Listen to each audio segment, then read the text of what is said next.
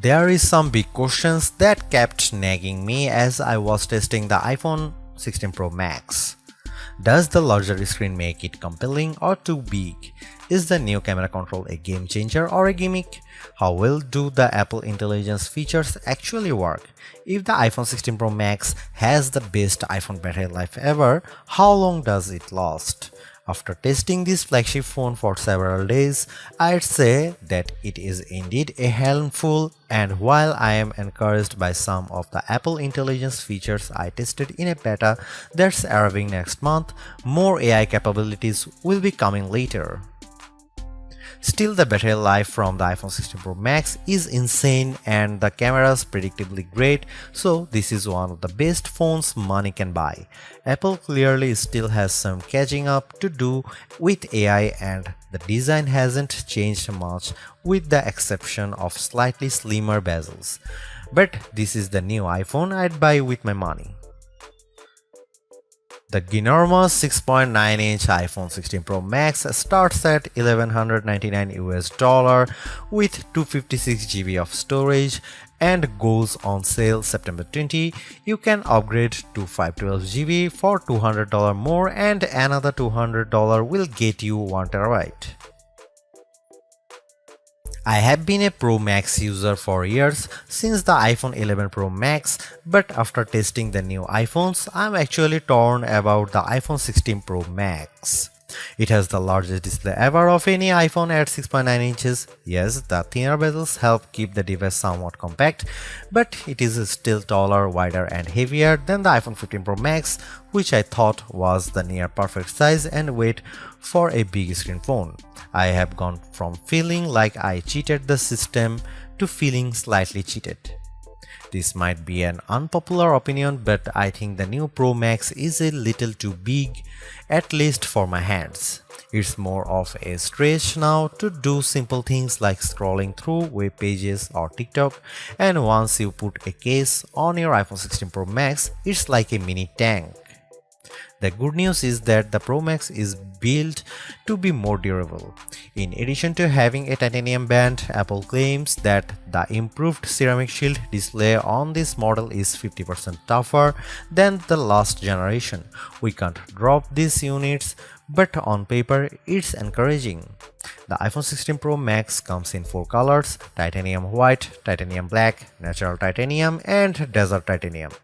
Our iPhone 16 Pro came in the natural, which looks fairly modern, but I prefer the desert color as it pops more. The iPhone 16 Pro and Pro Max displays don't get any upgrades in terms of brightness or refresh rate, but they are still among the best OLED panels on a phone. The only main difference is that the screens can scale down to a minimum of 1 nits, which means you can use your phone in bed without disturbing anyone else and get an even dimmer alarm clock. Otherwise, the new iPhone 16 Pro Max screen is largely the same, allowing the Pixel 9 Pro to surge ahead in terms of brightness. We measured a max of about 1500 nits for the iPhone 16 Pro Max, while the Pixel 9 Pro XL hit more than 2300 nits. Outside in direct sunlight, the iPhone 16 Pro and Pro Max were both dimmer than the Pixel 9 Pro XL, though Google's phone dimmed faster over time in response to the heat. Other than the display size, the biggest design change to the iPhone Pro Max is the addition of the camera control button. This recessed capacitive button on the right side uses haptic to give you feedback, and it launches you straight into the camera. No more having to fumble for the on-screen camera shortcut, and you can now use the action button for another shortcut. This thing is pretty easy to use in both portrait and landscape mode. So what can you do with camera control? A lot, actually. A quick press snaps a photo and a long press starts recording a video, but I'm not a fan of the fact that the video stops when you take your finger off the button. You can also slide your finger across the button to zoom in and out, which is pretty smooth. Not as smooth is the double soft press, which launches a sub-menu of various options, from tweaking the depth and exposure to toggling between multiple photographic styles. Camera control works well, but applying just the right amount of pressure and remembering what a single press and double press do takes practice. I also wouldn't recommend taking macro shots with the camera control, as it shook the camera when I got super close to a subject. The iPhone 16 Pro Max gets a bunch of camera upgrades, starting with a new 48 megapixel fusion camera for the main shooter that's designed to read data faster.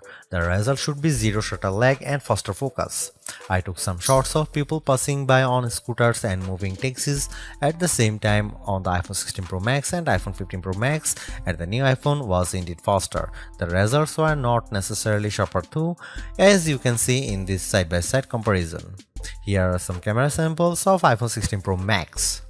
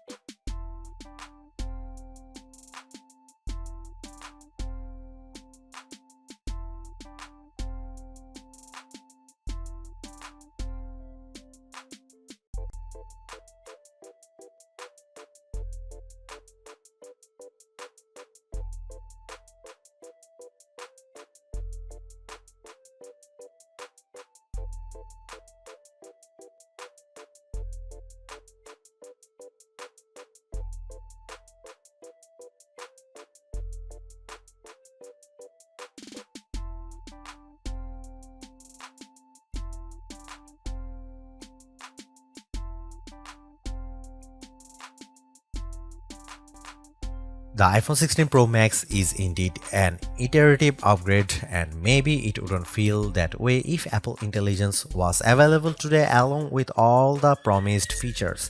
Instead, it's going to trickle out over time, so I would not to be in a rush to upgrade. Having said that, I think that iPhone 16 Pro Max is the best phone money can buy right now if you want the biggest screen and longest battery life. It lags in zoom versus the S24 Ultra, but you get more endurance, better camera quality, and plenty of creative features like photographic styles and audio mix. I actually preferred the AI capabilities of the Pixel 9 Pro XL series with its smarter Gemini Live voice assistant and other features like Add Me for photos and Pixel screenshots. But the Pixel's performance and battery life trail the iPhone 16 Pro Max. For me, the iPhone 16 Pro Max retains its title as the best phone, but it's not because of Apple Intelligence.